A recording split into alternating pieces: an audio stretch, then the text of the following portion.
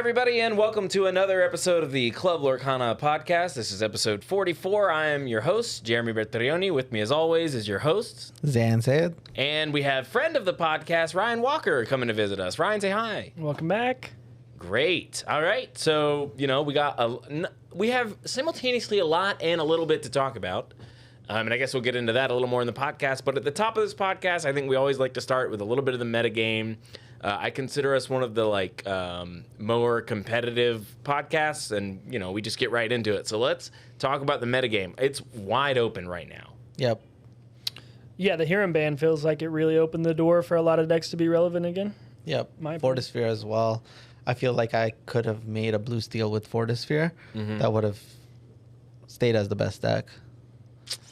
Why don't you do that? Because Fortisphere is gone. Oh, right. Okay, so I've been playing a lot of red-purple, and that's mostly a function of I have the cards. Yeah. And I even have, with red-purple, just sort of every card you could ever play, But that's the bulk of my Lorcana collection. So I've been putting together a couple red-purple lists, and where does red-purple fall for you on the metagame? Is it good right now? Is it bad right now? Let's sort of start from establish our point on the map of red-purple. It's great. It's fantastic. It's definitely top 5 decks. Okay, so let's keep rounding out the top 5. Would you say it's number 1? No. What's number 1? I think we got to give it to DKP. DKP's blue-red list. Yep, blue-red. That's also called DKP at this point. Din a little lore. And so this is a McDuck Manor Shark build, right? Yes. How many, you don't have to know this, I guess. I don't want to put you on the spot. How many A Pirate's Life does it play? 4. But some, right? At least a few Pirate's Life, even if we don't know the exact the number. max amount. Just the max. But we don't know how much. Which is 4. It is 4, though. Yep. Okay, so we got DKP. Then we have, I guess, Green Steel's probably on the list. Green Steel is definitely on the list. I would give it 3rd. Give it 3rd. What's number 2? Red Purple? No, I think I'm gonna give it to Amber Steel Songs. Amber Steel Songs is back. Wow, we're just playing the hits over again.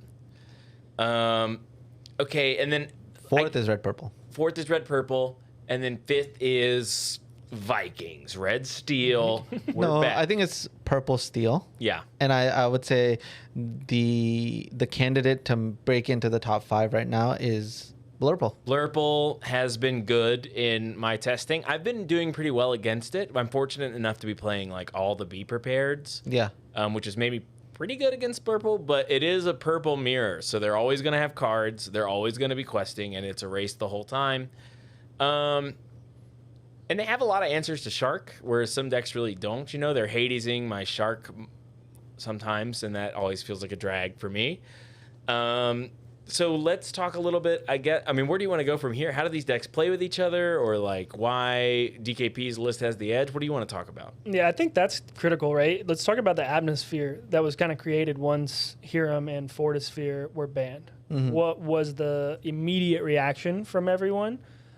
And I think that started with Diablo, right? Diablo became enemy number 1 right away, and that's all you saw on Twitter. So everybody wants to have an answer to Diablo, so they don't just get ran over by Diablo, right?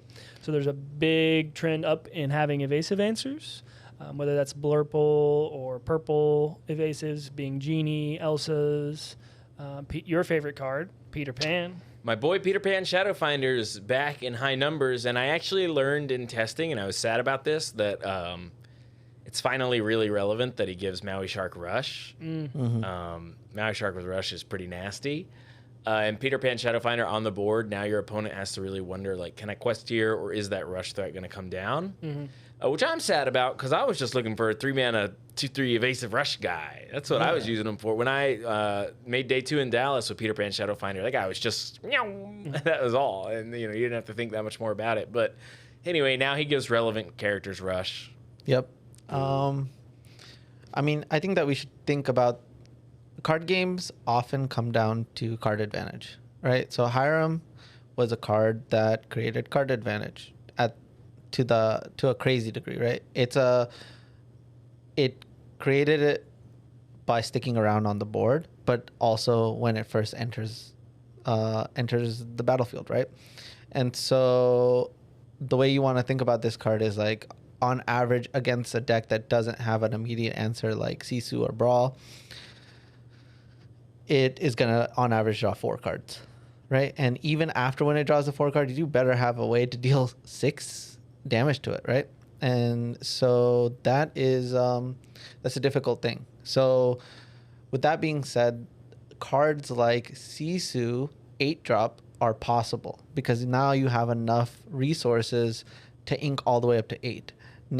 And you can tell that it's unbalanced because if you think about it from a limited standpoint, right? If you think about it from drafting or playing sealed, what you're going to notice is, would you actually draft or want a 8-drop Sisu in your opener, like in your deck? No way. Yeah, not unless your deck was like built with a lot of ramp card. You know, if you have 2 Great Stone Dragons, maybe we're talking about it because it is a really powerful effect. In Lorcana Limited, you sort of want to play the most powerful cards that you can. Yep. And because of that, and because of the way the inking system works in Lorcana, you're super incentivized to play anything that gets card advantage because it lets you play a 6-drop or whatever. If I play a Finders Keepers, so that's like crazy. But even if I play a Friends on the other side, now suddenly I can play a 6-drop, whereas before my curve pretty much had to stop at 5. Exactly. Mm-hmm. So if you start thinking about it in that perspective, Sisu is now seeing a lot less play. Right. Especially even in the blue-red decks, because they can't get there all the way unless they're playing special things to make that happen. And so what did Din do? Din is obviously playing 4 How Far I'll Go, which that deck has always done, but is now playing 3 copies of the 5 cost card that ramps you twice. Basically puts 2 cards from your discard pile into your inkwell. Ever as before. What a weird name. That's not the name. All along? It's like all things ended up fine. Happily ever after. It's similar. Yeah. And the vibe is, here are 3 little kids, and now you have 2 more ink. Yeah. So you can have more kids. Right. How do we feel about that card? I feel like people are really split on it. I think it's blue. I mean, Sapphire is looking for card advantage, right? Yeah. And so you can think about it like it's fine card advantage to get you to Sisu. I think it's pretty necessary in that deck to play bigger things like that.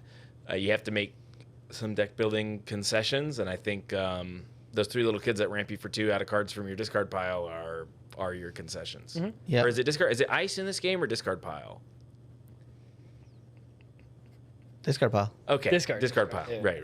Okay, so let's tell the story of how what DKP's list would tell you if you saw it before that tournament. Okay. Right? I didn't see it before the tournament, but when you look at a deck list, it is telling you a story about what that player is trying to prepare against, right? So I'm playing blue-red DKP's list, the normal version. Let's say it's the version from Australia that he won the DLC with. He's playing it, and then he's losing. What is he losing to that would make me want to add this ramp spell, ramp action? He's losing to discard. He's losing to discard. Ramp into a Sisu. So you're saying it's discard. What are you saying? Oh, Pete is something that I think is worth thinking about for this. But yeah, I mean, You're losing to Pete, so you add a song in your deck? So you add a Sisu that gets rid of not a Pete? you're not losing to the Pete though. You're losing all the little guys that you can sweep up. Okay, so what deck is that? Oh, it's like Sisu kills Diablo, Sisu kills Amber Steel, and that's a deck where if they Pete, you need to sweep, and so you want to Sisu anyway. Makes a lot of sense. So you could say Diggy Hole, or you could say Amber Steel Songs, and so that's what I would have guessed. And I think that discard, it gives you an out. If you get to 8, then you can rip something that can bail you out. But I wouldn't say it's like it's fixing the matchup, but it's definitely fixing the matchup if someone whole new worlds you and you get to play a Sisu and clear the board.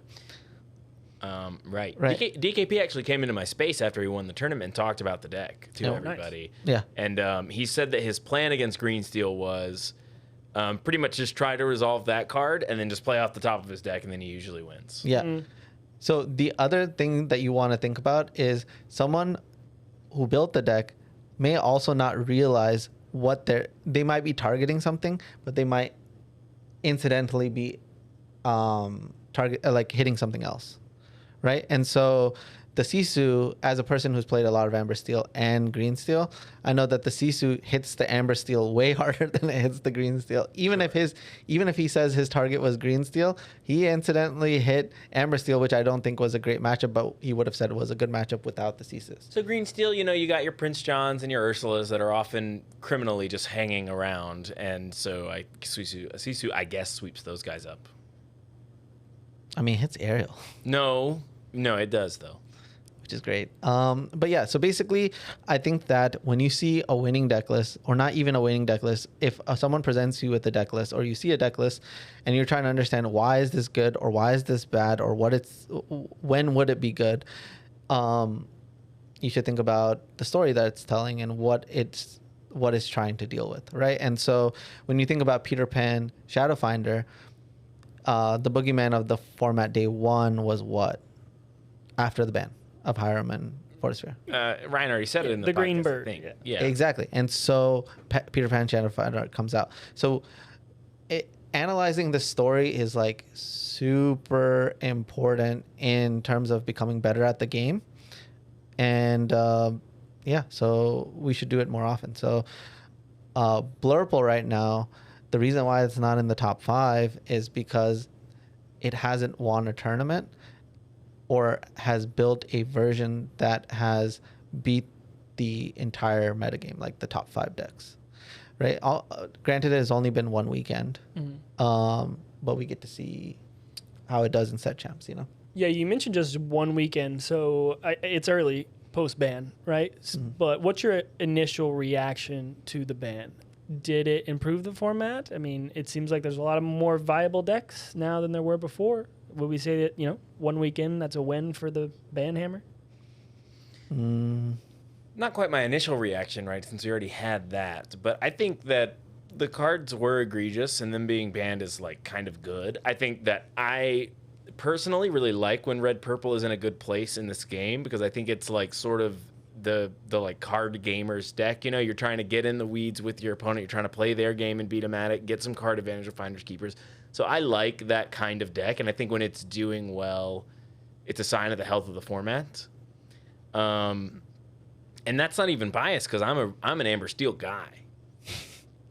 I've been saying that for this whole time.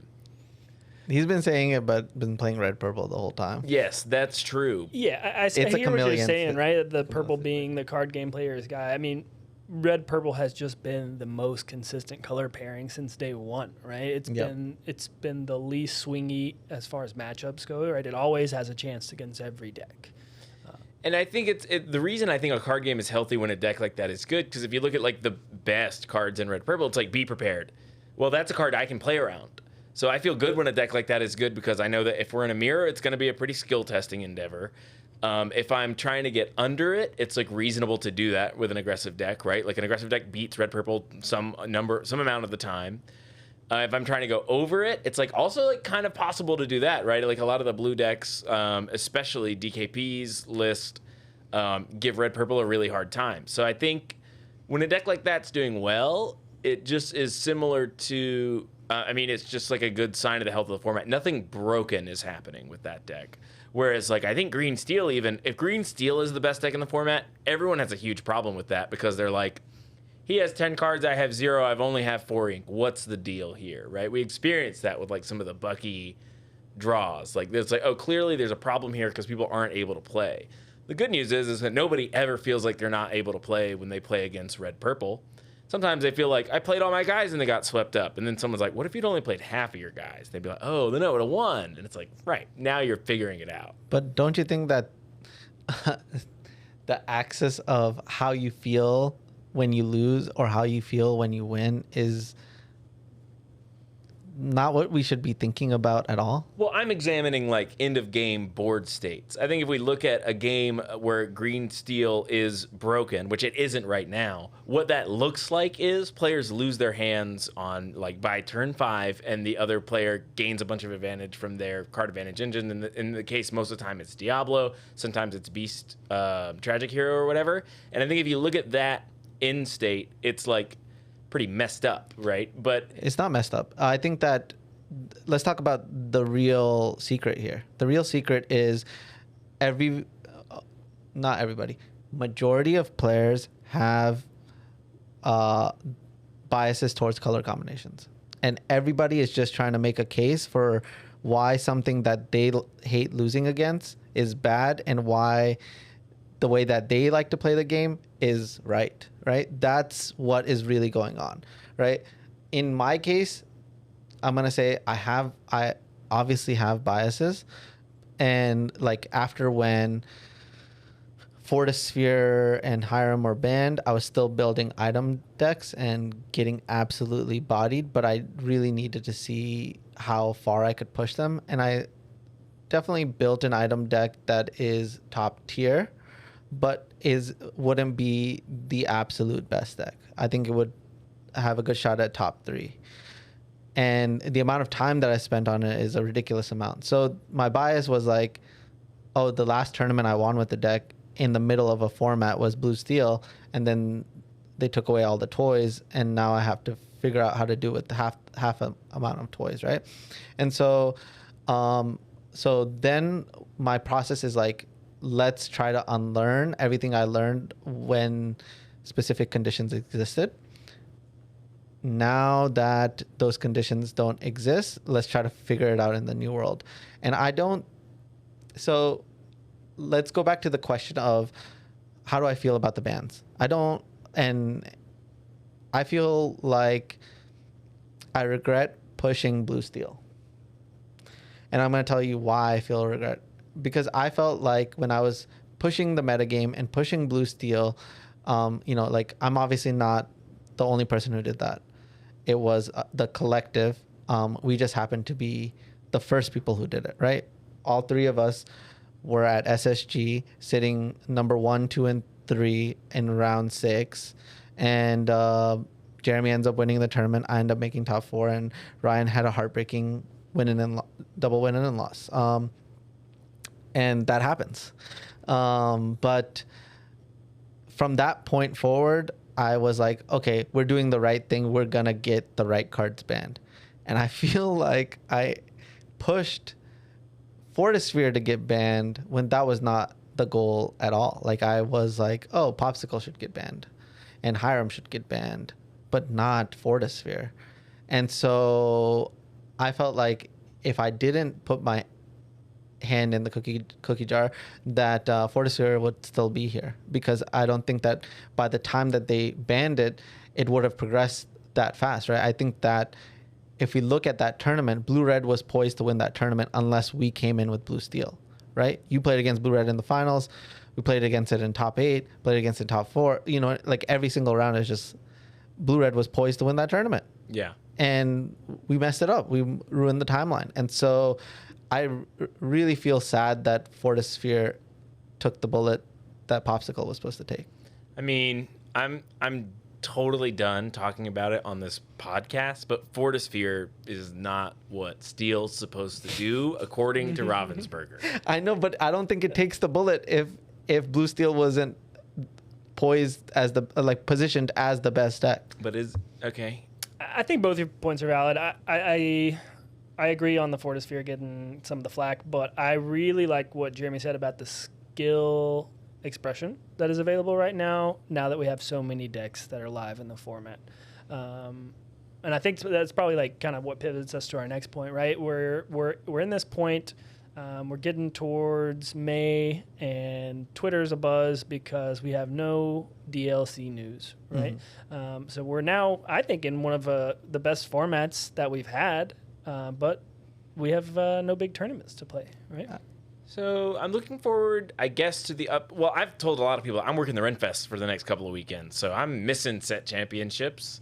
If you want to throw tomatoes at Jeremy's face, go to the Ren Fest. Georgia Renaissance Festival. You can throw tomatoes at my face, but you do have to pay money for it, and I get to make fun of you the whole time. Ha ha ha ha ha. That's what I've been doing. But right, so set championships are coming up. That's sort of everyone's guiding line. But we're coming up on, it's like day 75 since our last non-ban announcement from Ravensburger. And that announcement just said, we're committed to giving you consistent updates in news. ... I guess they're still working on that. I don't want to be super negative. We've kind of talked a lot about Ravensburger. If you watch our interviews with Albert, we maybe express a little bit of the frustrations coming up with Ravensburger. But right now it's just a good time for. This is going to be like a little bit of a pardon my take style spin on this, but it's a good time for love of the game right now. Mm-hmm. You've got a lot of stores that are like pulling their weight, doing high prize tournaments. You've got locals are picking back up again in Georgia. Anyway, there's starting to be more and more people at locals, mostly because the metagame is so good. And I think, Zan, you'll probably want to talk about this. Like, now's the time to start getting good, exactly. Right? This is a skill testing time in Lorcana. What do you think? It's artificial. I'm going to just put that out there. It's artificial, right? So everything has to do with incentives, right? So if we had a DLC tomorrow, or we had Continentals, or we had Worlds tomorrow, right? After that tournament, basically the metagame would have been pushed to its limit, and we would figure out what is the best deck. Right now, who has the incentive to bust the metagame open? If you bust the metagame open right now, you have no tournament to capitalize on. Right. You don't want to break it right now. Exactly. That's why, if you notice what I've been doing, I've been posting on Twitter like, here's what I'm playing with Red Purple today. And it's like, Jeremy, well, why don't you try this deck? And I'm like, because I'm worried that if the format breaks and I have a deck and then it gets banned, I never got to go cash it in. Yeah. Exactly. Exactly. Like I could be just sitting on a broken deck and not using it or not talking about it because the incentive isn't there. So are we in a healthy metagame? It's just artificial. It's not real. And until we have tournaments that incentivize players to work hard and break it, it will stay healthy for. It will stay artificially healthy. Artificially wide, so to speak, versus narrowing when you have a big tournament. Yeah, because then players are playing, like the amount of games being played on a daily basis just go up, mm-hmm. and it just progresses everything. I think in a positive direction, right? Because that's what sets are for. We push the metagame while set 7 is out, and then set 8 comes out, and there's a reset button, and we have that moment of this could be the best metagame ever, and then tournament happens, and everybody's like, I hate Diablo, Great. That's fair. I mean, back to the no DLC news. I kind of take the stance on I would rather Ravensburger. Maybe this is going to be a little hot takey, but I would rather them take their time. I want them to, when they give us the information, I want it to be as buttoned up and put together as possible so that we go into DLC season number 2. We have all the information from day 1. We don't have these secret qualifiers that come out when you get wheels down in France. All right, I want to know exactly how to qualify and when I can do it. I don't know. What do you guys think about that? I mean, you're like describing what almost is like the bare minimum, right? Like how do I get there? How do I qualify? Like, I keep bringing this up, but like Vibes TCG just came out, and if you go on their website, which looks like it was made in like the year 2001, you can click on like World Championship, and then when you bring that up, it's like, here's your path to Worlds. You can qualify at one of these 3 tournaments or in our online seasons, and like that game like sort of is as bare bones as a card game can get, right? Its art isn't like incredible, and I mean it has like a good engine and it has an online client, but the online client is like Pixelborn minus, you know what I mean? It's like not as good as even that one, but even they have like a clear path though. If you wanted to qualify for Worlds you would know exactly what to do in Vibes, and I think that, and when it is too. They have a date for it already, if you're playing Star Wars Unlimited, you have a date for it already. You know what I mean? And so I think that you're describing just like the bare minimum. I don't even care how buttoned up it really is. You know, I'd be down for like, I think they desperately need scheduled announcements. Every 2 weeks, they do a state of organized play where they either announce a new thing or say there's no changes to what's already been announced. And I think that that's like the minimum that a person who plays should expect. I think that's a pretty perfect solution, honestly. So if they're listening, they should probably take that advice. How close do you think we are to like the panic button, right? Like if we get no news for the next month, are we losing players? Are they bouncing to other games? That's a good question for Zan. I don't think we're losing any players. I think that the community is growing right now. I think that, you know, I like both of y'all's answers. But I mean, take as long as you want. But the pressure in this whole situation is, if you take as long as you want, it better be good. Like you better knock it out of the park. And I think that Ravensburger has knocked it out of the park for so many other variables that I think that they have the capacity to do it here. And you know, they have my full support, and I'm excited. I'm excited for the future, and I think that, like, you know, when they make this announcement, it'll set the precedent.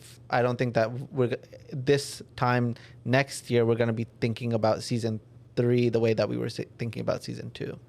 You hear that, Greg Tito? It's a lot of pressure on you. He's their new head of communications. Cool. He's the guy that said during the ban announcement Q&A on Discord that he's only been working for 5 weeks, so give him some time. I'm not going to put the pressure on one person. Greg Tito, if those announcements aren't perfect, let's just do the collective of Ravensburger. And also with Vibes, you have a smaller team, right? A smaller team, less people to report they're to. more agile. They're not licensed out. Exactly. You don't have to go get approvals from Disney every time you want to push a pudgy penguin. Exactly. And that's why this game is not going anywhere, because the IP, Disney IP, has built fans since before we were born.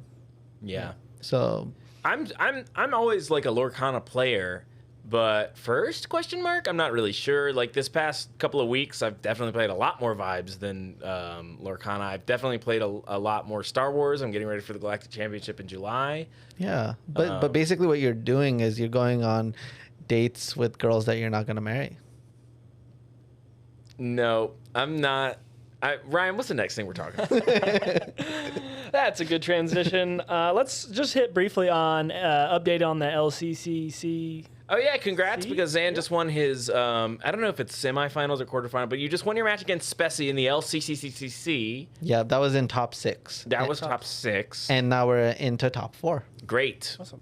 And next round, I'm going to be playing against my teammate, Kurt Spice. Ooh, Kurt nice. Spies. So we're down to you, Kurt Spice, Moyen, Artifacts. Moyen, and Artifacts. So let's talk a little bit about these tournaments. Why are they interesting? Why are they good? And then why are they bad? I think interesting and good is both players have opposing deck lists. Talk about what that allowed you to do, like leading up to Spessy's tournament. I got problems with the way things have happened, because the bans kind of shook everything up. Right. Basically, in this tournament, you committed to a color combination, which was blue steel. Mm-hmm. Then the bans happen, so we can pick a new deck. But every single round, we've been able to change our deck in the same color combination that we picked.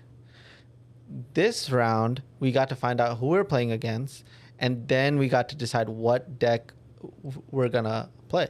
So it became a guessing game at that point. So you know who you're playing. What do we think they're gonna pivot to? Yeah, and that's awesome. I absolutely love that. So I'm like, all right, Spessy most likely playing purple steel, right? Or well, first I'm gonna say archetype. I'm gonna say aggressive archetype. Aggro. Then I'm gonna say, okay, what color combination? Purple steel is Spessy's baby, so I think that he's gonna lean towards that, but he's gonna think about what I'm playing. So he's thinking emerald steel, right? And so if purple steel really wants to be emerald steel, it has a great matchup, right? You can play Fire the Cannons.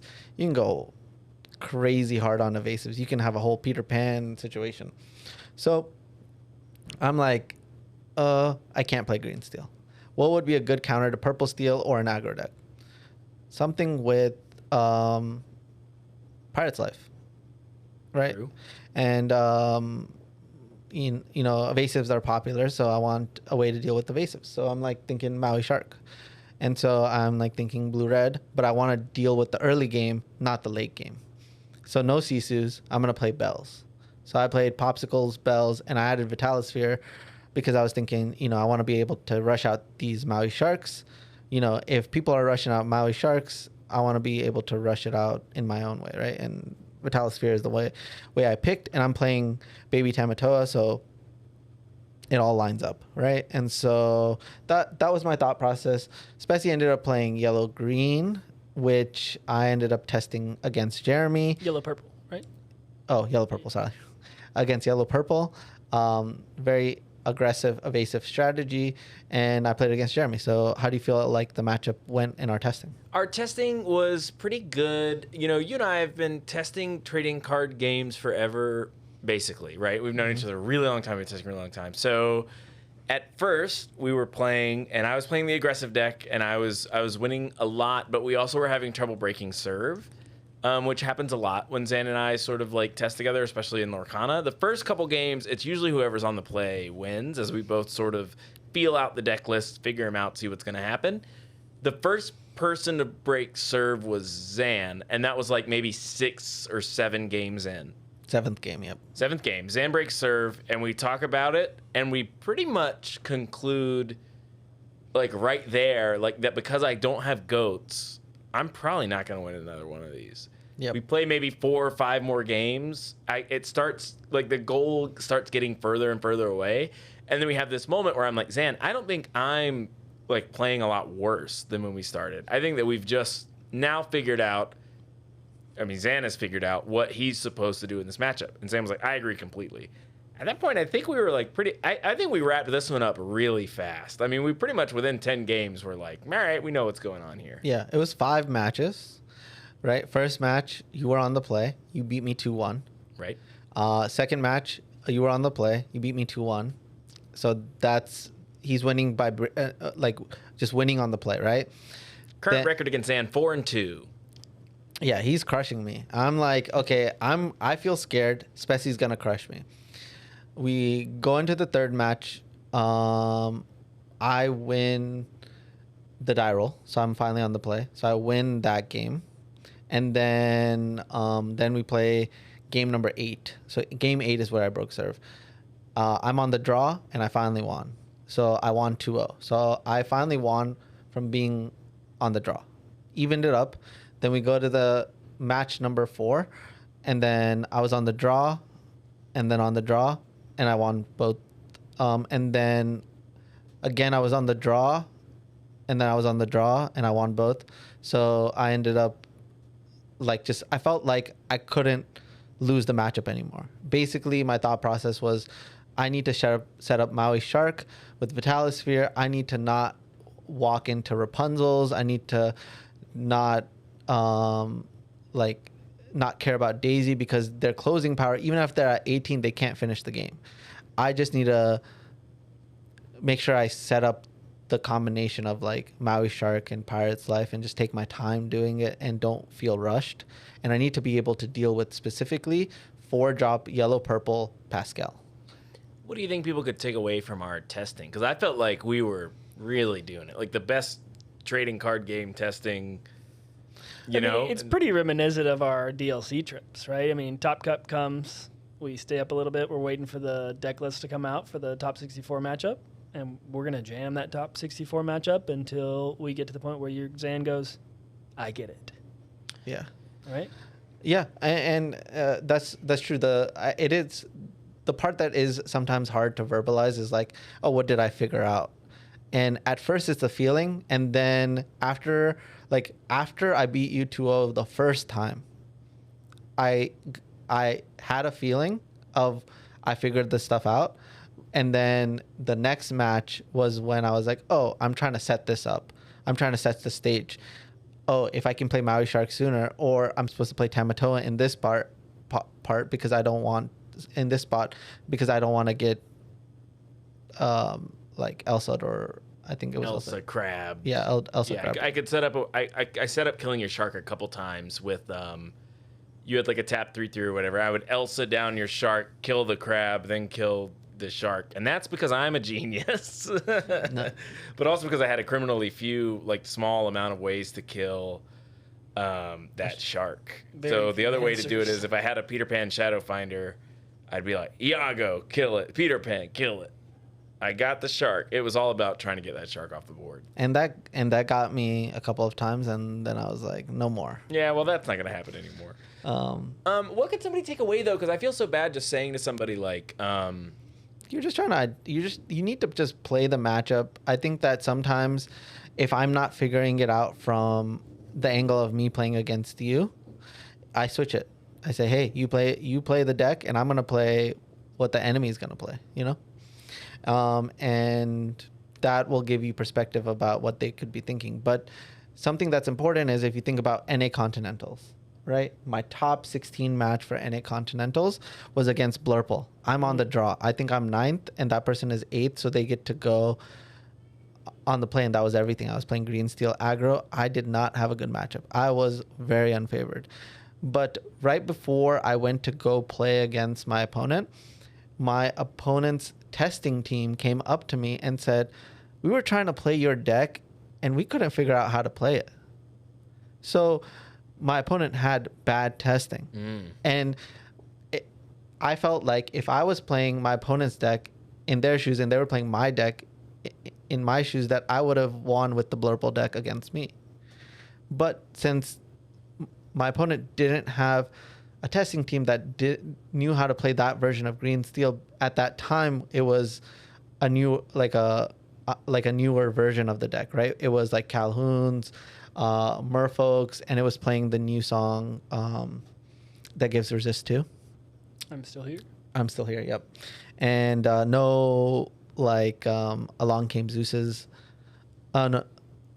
It was playing Along Came Zeus. It wasn't playing We Don't Talk About Bruno, right? And so people were just not used to playing, and it had a very high count of uninkables. So this just drives home the point. The point that I think that we should make is that you should be playing all the decks, and don't make your opinions about the deck until you play the decks raw, you know? It just becomes some sort of omnipowerful person who's able to play every deck perfectly, and then it becomes a lot easier to test. Well, you don't have to play the deck perfectly. I think that you have to make the mistakes in order to understand what you're trying to avoid, right? And so I'm just like everybody else. I just made the mistakes with more decks because I didn't limit myself to 1 or 2 decks. I try to learn as many colors as I possibly can. So Spessy was playing yellow-purple instead of purple-steel, and I just gotta say, and I'm pretty willing to start a beef on this podcast, this has happened to me before, where I have my path and I know what I'm gonna play, and then I read a Chris Anderson tweet, or I talked to Chris Anderson before the podcast, because he was talking about yellow-purple all week, and then suddenly Spessy's like, well, I decided to play yellow-purple, and I was like, Anderson, you've done it again. You got another person. Your siren song of a good deck has caused someone to lose in a tournament. I believe both those people could come up with the deck separately. Nope. Spessy got it from Cranderson and drowned, because if you play a Cranderson deck, you lose. I'm starting a beef on this podcast. That guy made me lose. I don't think that's true. I think that deck builders. I don't even know if I'm saying this. Deck builder's fallacy. Basically, deck builder's fallacy.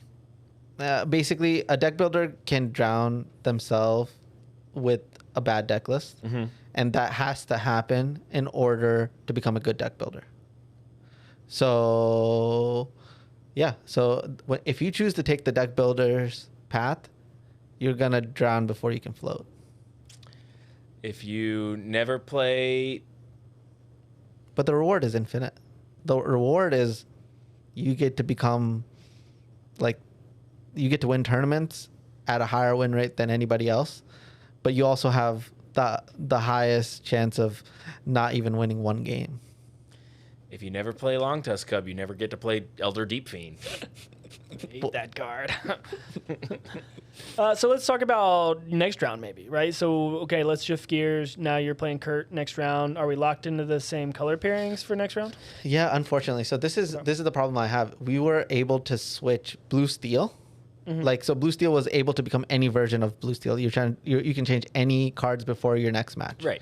And then this time, when I locked in this blue red list, we were actually locked in with that same exact list. And to be honest, I was thinking, I'm playing against Bessie. I'm preparing for that round. And that's what I would do in all of these cases. But I'm actually playing against Bessie next round, right? So the problem becomes Kurt is playing against DKP in top 6. So he's playing an anti-blue-red deck. Exactly, because DKP is not going to switch. That's fair. He Right. could switch. I'm teammates with DKP. DKP is not going to switch. What did he do? He locked in the same deck he won with. Great. And what's Kurt's position? Kurt's going to be like, DKP is not going to switch. He's also a teammate so, on world-class cards, right? So what's Kurt playing?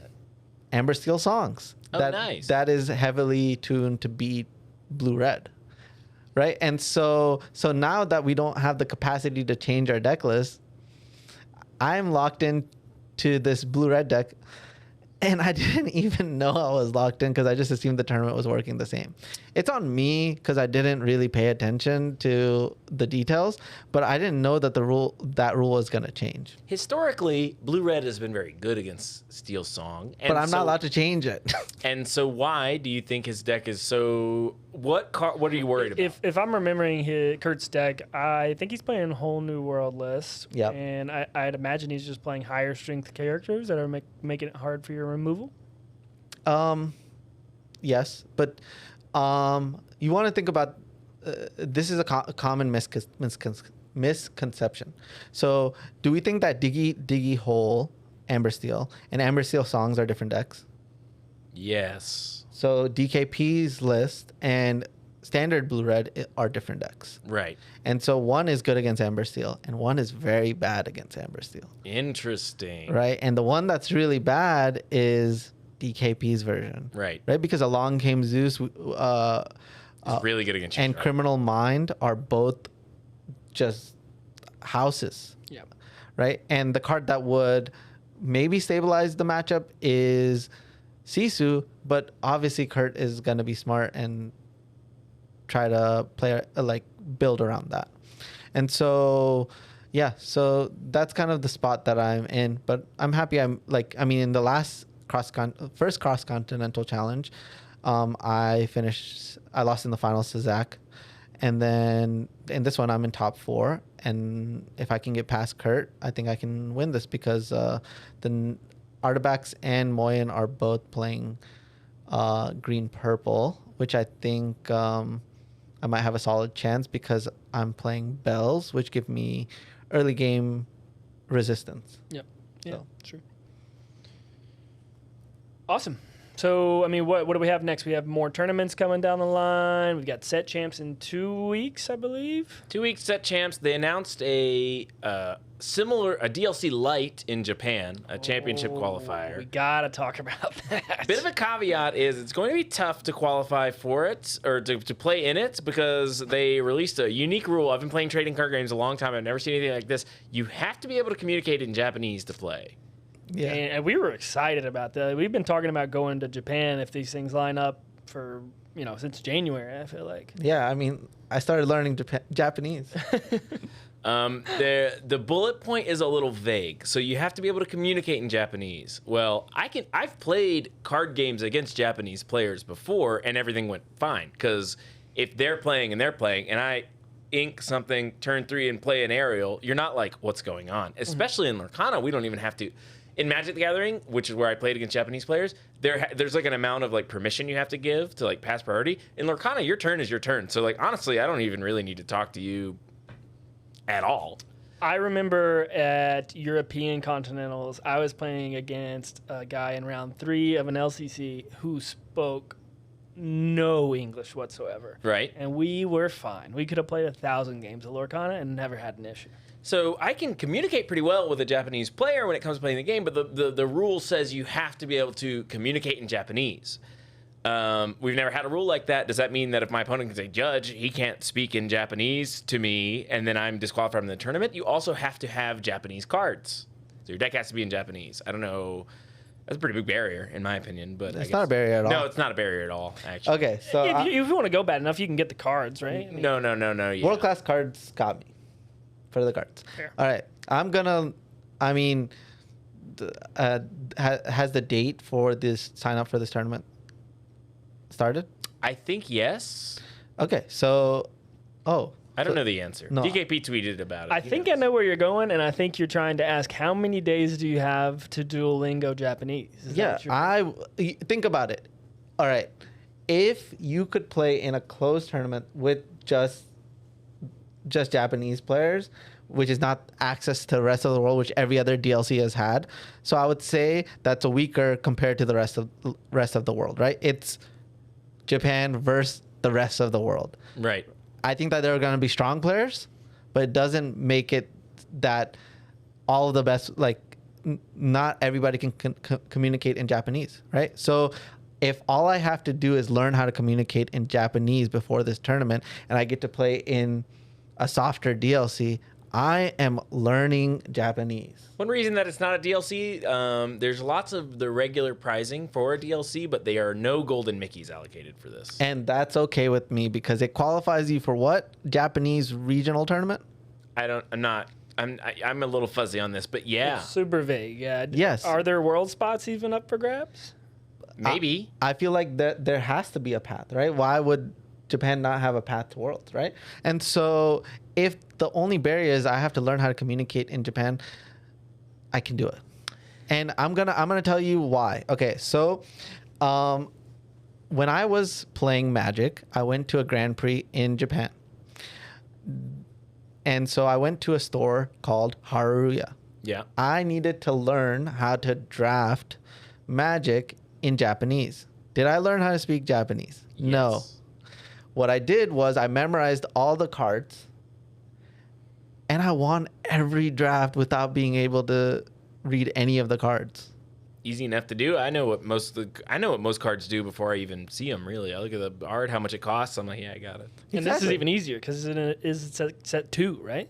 What set are we in? It's up to set 3, I think. No, it's super easy. Yeah, they're either on 3 or 4. I think at this tournament they'll be on 4. I think that they're going to be on 3. Okay. They're at set 2 right now. Right. And then the set 3 is going to be out for this tournament. What was the one that had the 3 ink Sisu that gets bigger for how many cards are in their hand? 4. That was 4. it. So that was like the promotional picture for this tournament that I saw. So I think that Sisu. Well, I think that they're just using all the arts. Okay, well then whatever. Yeah. So I think that it's worth my time to do that. Learn Japanese. I never really had an incentive to learn Japanese, but this is more than enough incentive. Like, There's a card game tournament. I have to learn Japanese. yeah. Yeah, I mean, what do we think about that? Is it they're trying to just keep the rest of the world from going into Japan and just farming this DLC or Grand Prix or whatever it is? I mean, they could come and play our It's a DLCs, strict right? guideline. Yeah. Japanese is one of the hardest languages on the planet. I'm not going to learn Japanese to go play the tournament. I'll say that. Dude, you could, I think Japanese is like pretty easy for I think the easiest one to learn, they say, is like Korean, and then I think it's Japanese, and then it gets the hardest one is Mandarin, and then like Vietnamese and those. But Cantonese is like kind of easy too. yeah, but I feel like when they say that, you have experience with languages that have trees similar. Yeah. And I would say that, I can speak Urdu, Hindi, which are similar branches, almost the same, written differently. Urdu is written in like Arabic, which is written like Hebrew, right? And so, and then I can speak English and I can read Arabic. So I don't think that my language trees coincide with that side. And in high school, I took Latin, right? And Latin definitely does not work with We have a Japanese. DLC at the Vatican. You're the guy. Oh, the Pope just passed, so maybe there'll be a spot. Maybe that's how they'll choose the next Pope. Well, it was when I wanted to go Be a to DLC winner. when I wanted to go to med school. Latin is a great language for Medical school. For medical school. I learned Tokipona a few years ago, so I'm good on learning any language. I can do any language in 2 weeks. That's why you learn Tokipona. Yanli Pona for all my pony heads out there. So you're going? No, I don't want to go to Japan. I don't have a passport. I don't want to go to Japan. They're not friends. They don't let me eat in certain restaurants there. I don't want any part of it. Oh. That's just how I feel about that. If they don't want me there, then that's fine. I feel like it's like, I just feel like if a card game in the US is open to everybody, then I think it should be open. Like, I feel like Lorcana tournaments should be open to everybody wherever they are. Yeah, basically right now, the whole thing is something that I philosophically just don't agree with. I think you know about this policy I have in my life, but I only want to go where, like, everybody like loves that I'm there and welcomes me, right? It's like a big criteria for me, like living in a place, like if there's a roommate that's just kind of like, what? It's like, no, we got to be friends, or I don't want to live here because I don't want to be somewhere where I'm not like welcome. So I'm all right. The Japanese only is like a pretty common, that happens a lot in Japan. Not I don't really want to put a value judgment on it on this podcast, but the fact of the matter is there's a bunch of restaurants where I could walk into in Japan where they'd be like Japanese only. And so okay, I don't need to go to that. I don't need to go to Japan until that's not the case. Yeah, I think it is what it is. If they're gonna run that this way, okay. But moving forward in season 2, like I would like the ability to go play in every DLC that I want to play in. You know? Yeah. No, I agree. I mean, I'm happy to be the guinea pig that tries to break the barrier. I felt like, one thing that Lorcana figured out, or Ravensburger figured out, was the, like there was gatekeeping of who's allowed to play at set champs. Mm-hmm. And I felt like they figured it out. You can't stop people from playing in your set champs. You can't gatekeep that. But then there's a new gate which is even bigger. It's a country. You speak Japanese. It's at least the rule isn't just that you have to like be Japanese. That would be like the real. That would be terrible. Zan's like, all I need to do is get a birth certificate that says I'm Japanese. It's totally worth it. There's like no barrier. I'll apply for residency right now. Right now.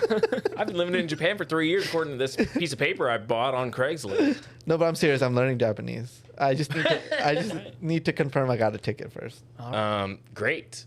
No, you should start learning now. Well, you should learn Tokipona first because that unlocks your brain's ability to learn all the other languages. I don't have that much time. It only takes 2 weeks. It's actually faster to learn Tokipona and then learn Japanese than it would be to just learn Japanese outright. Wait, am I just allowed to hire a translator?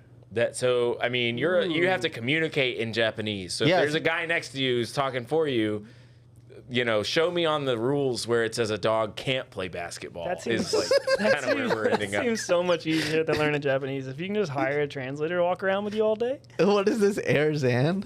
Air Zan. Show me the rules where it says Zan can't have a translator.